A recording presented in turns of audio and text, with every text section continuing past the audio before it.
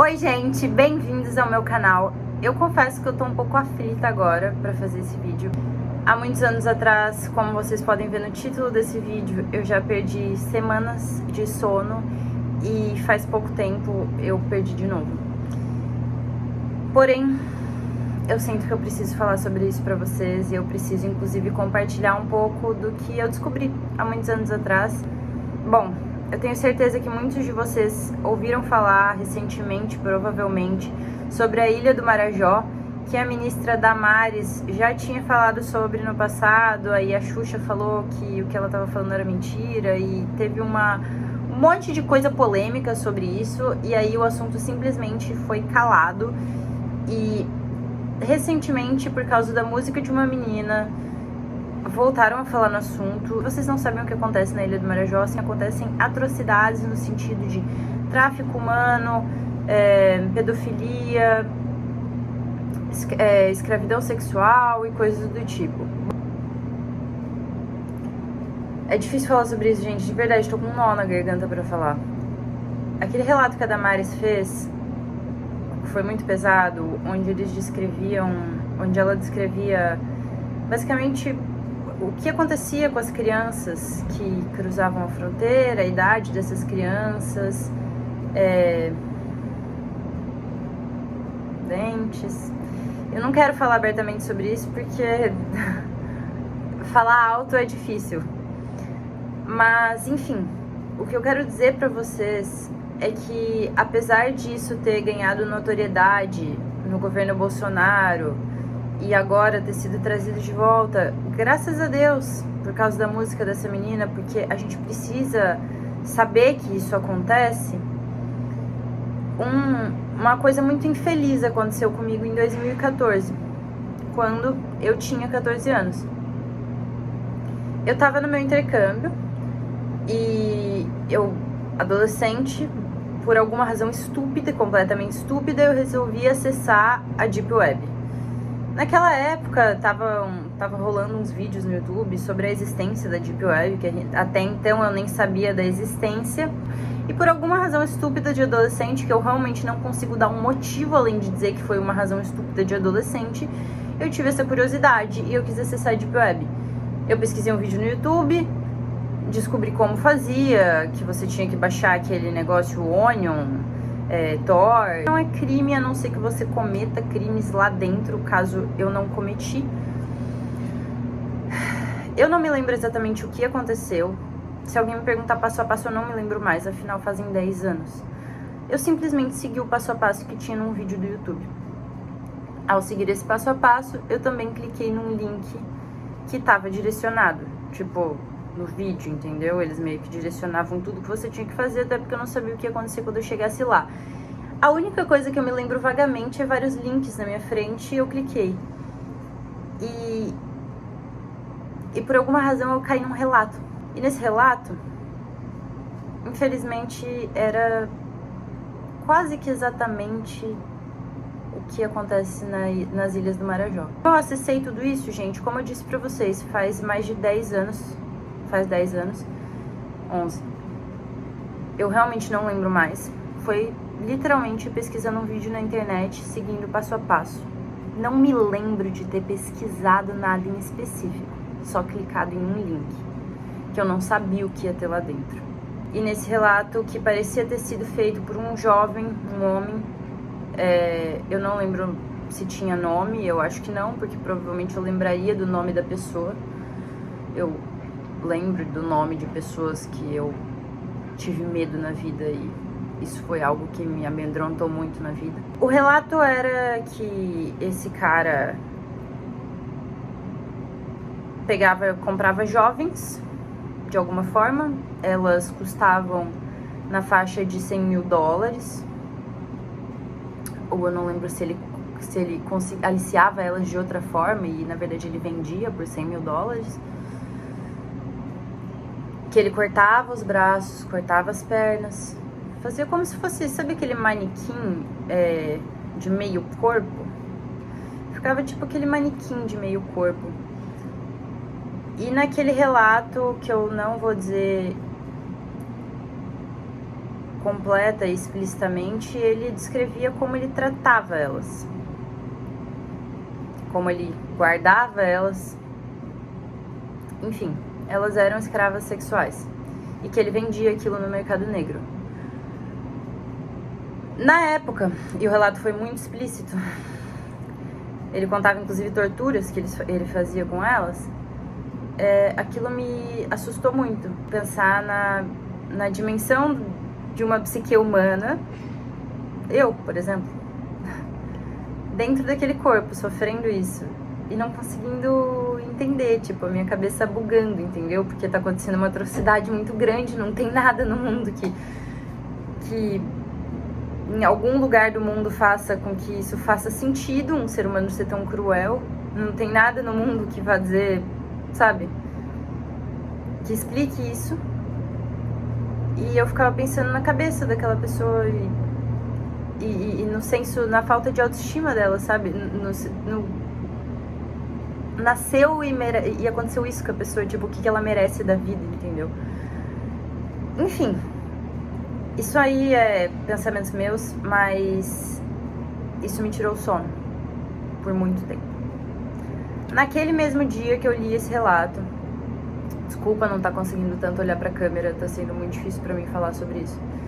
Naquele mesmo dia que eu li esse relato, eu liguei pra minha família biológica, que eu tava na minha família do intercâmbio, né? Eu morei na casa de outra família nesse tempo.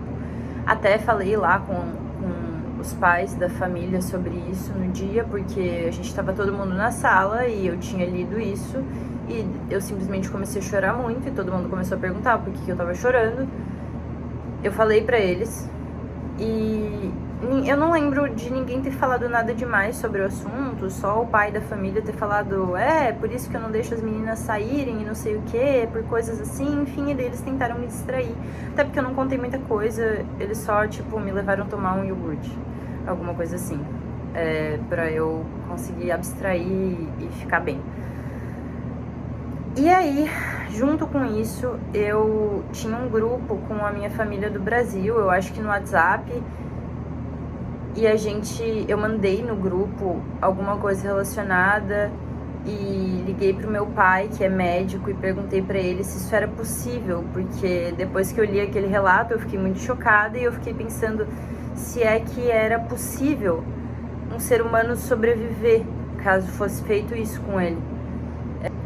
Mas apesar dele ter me dito que não, depois de ler uma coisa dessas, e eu acho que esse é um negócio sobre a Deep Web, não entre nela, porque se você clicar num link ou muita coisa nessa vida, depois que a gente vê, nada mais tem como ser desvisto. Então a gente tem que realmente tomar muito cuidado com o que a gente vê. Uma das coisas mais tenebrosas que eu já vi na minha vida toda. E ele me marca até hoje, fazem 11 anos. No ano passado, quando a Damares trouxe à tona todo esse tema, um dia isso estava sendo discutido na cozinha da minha casa pelos meus familiares, e a minha irmã olhou para todo mundo e falou: caraca, é verdade, a Júlia fala sobre isso há mais de 10 anos. Não que eu fale muito sobre isso, até porque é uma coisa horrível de ser falada, mas ela disse no sentido de que eu já havia alertado que isso acontecia, porque na época que a Damares falou, muita gente caiu em cima dela falando que aquilo não era possível, que aquilo era muito desumano para existir. Então, infelizmente mesmo, não sei se é verdade ou não o que eu li, não sei comprovar nada disso, mas a única coisa que eu venho dizer para vocês é: eu li algo muito diretamente relacionado a isso há 10 anos atrás. Isso só prova que o ser humano realmente consegue ser horrível. Onde eu me coloco em relação a isso e onde eu venho colocar aqui pra vocês, até mesmo depois de fazer esse vídeo contando e soltando essa bomba, o que eu tô fazendo com isso? Eu tô criando os meus filhos. E eu tô criando uma família com princípios. Eu não acredito no mundo. Inclusive eu sou cristã e as profecias dizem que o mundo só vai piorar.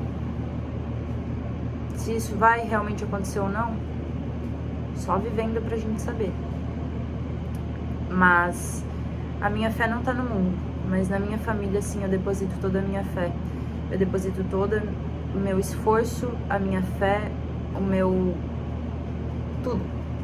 tudo que eu tenho, toda a minha energia em construir uma família com valores reais, com princípios, com virtudes, ensinar aos meus filhos o que é correto, garantir a eles que eles tenham amor, que eles tenham para onde voltar, que eles tenham segurança, que eles entendam os limites deles. E com toda certeza, eu tô muito atenta à proteção deles, desde pessoas que participam de mínimas partes do dia deles. É claro que a gente nunca vai ter controle sobre tudo, mas sim, eu acho que a gente tem que tentar. Essa realidade que acontece no Marajó é uma realidade de tremenda negligência, até em muitos casos, onde, ao que nos é contado, famílias vendem seus filhos por um pouco de gasolina, por um prato de comida. Essa é uma realidade muito triste. Mas se a gente volta aqui para a nossa realidade da cidade desenvolvida, de classe média brasileira, a gente ainda assim vê muitos pais que têm todas as possibilidades, que não precisam dos filhos de nenhuma forma para conseguir dinheiro e sustento, nem mesmo como ajuda no trabalho, e que mesmo assim escolhem ser negligentes com as próprias famílias, que não estão atentos à segurança dos filhos, que não estão dando um bom exemplo dentro de casa, e esse filho, no final, ele não sabe para o que olhar como referência de algo, de um relacionamento que é saudável, de uma pessoa que é estável, do que é confiável. Muitas crianças já vivem em um lar onde elas precisam estar em constante estado de alerta para sobreviver. E quando as crianças são submetidas a isso, elas mesmas não vão saber detectar o perigo no mundo afora, que é muito grande. Ter lido esse relato há muitos anos atrás foi muito triste para mim. Foi horrível, é horrível até hoje saber disso. Sinceramente, eu preferia não saber por algum lado, mas por outro lado, eu acho que a gente precisa saber do que o ser humano é capaz. Porque só sabendo do que ele é capaz, a gente é capaz de valorizar as pessoas que realmente fazem o bem. E só sabendo do que ele é capaz, a gente consegue colocar dentro do nosso peito muito mais certeza para onde eu tenho que apontar as minhas flechas, os meus filhos, para onde eu tenho que apontar o meu coração, para onde eu tô seguindo com a minha família. É proposto disso aqui. Repúdio a quem compactua, a quem consome esse tipo de conteúdo, a quem faz qualquer coisa relacionada a esse tipo de atrocidade. E a gente sabe como que agora a gente pode apontar as nossas flechas, a nossa família e tudo que a gente tem de mais precioso, a nossa vida, na direção oposta. Desculpa se eu te dei uma notícia muito horrível, mas, de novo, a minha vontade aqui não é te trazer só uma notícia ruim, é te dizer do que o ser humano é capaz para que você arme as suas forças e aponte para o lado certo. Porque no mundo que a gente vive, não é aceito mornidão de espírito, mornidão de caráter, mornidão de nada. Você precisa saber exatamente para onde você tá indo e ser intencional. Tá bom? Beijo grande. Fiquem com Deus.